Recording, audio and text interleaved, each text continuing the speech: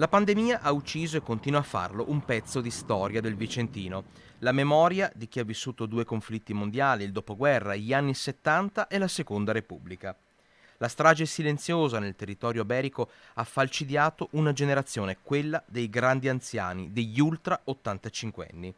Lo SPI CGL del Veneto, elaborando i dati forniti dall'Istat, ha definito con i numeri la dimensione di questa ecatombe. Nel periodo che va dal 1 marzo al 31 dicembre 2020 sono deceduti oltre 4.000 over 85 anni vicentini, circa 1.000 in più rispetto agli anni precedenti. La differenza, naturalmente, è quasi del tutto imputabile agli effetti della pandemia. Nel Bassanese spiccano alcuni dati. Ad Asiago, per esempio, nei 10 mesi del 2020 si è registrato un boom del 119% in più di vittime nella fascia d'età over 85 rispetto alla media degli anni precedenti.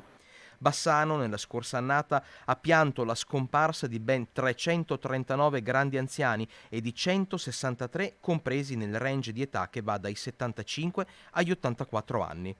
Anche qui c'è stato un incremento, più 48,9% per i nati prima del 1935. Nel circondario fa eccezione Rossano Veneto, che ha numeri pressoché simili agli anni precedenti.